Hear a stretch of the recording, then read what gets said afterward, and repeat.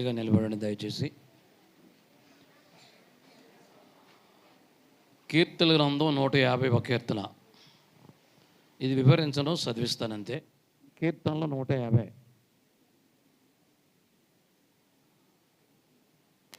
6 వచనాలు ఇందులో ఉన్నాయి. దేవుని స్తుతించుడి అనే పాట ఈ కీర్తన బట్టి రాయబడి ఉంది. చెప్దాం అందరం. యెహోవాను స్తుతించుడి, ఆయన పరిశుద్ధ ఆలయమందు దేవుని స్తుతించుడి. ఆయన బలమును ప్రసిద్ధి చేయు ఆకాశ విశాలమందు ఆయనను స్తుతించుడి. ఆయన పరాక్రమ కార్యములను బట్టి ఆయనను స్తుతించుడి. ఆయన మహాప్రభావమును బట్టి ఆయనను స్తుతించుడి. బోరధ్వనితో ఆయనను స్తుతించుడి.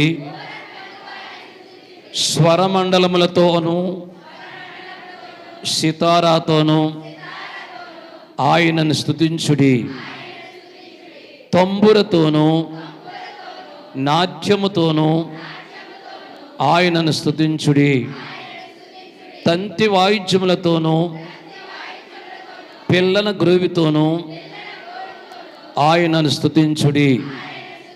మ్రోగు తాళములతో ఆయనను స్తుతించుడి. గంభీర ధ్వని గల తాళములతో ఆయనను స్తుతించుడి. సకల ప్రాణులు యెహోవాను స్తుతించుదురుగాక.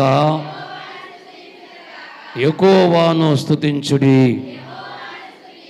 దేవుడు తన పరిశుద్ధ వాక్య భాగాన్ని మన వినికిడిలో దీవించునుగాక. కూర్చోండి, అందరూ దయచేసి కూర్చోండి. దేవుని స్తుతించుడనే పాట మీకు అందరికీ వచ్చినా రాదా? ఆ పాట అంతా ఈ కీర్తనలో ఉంది.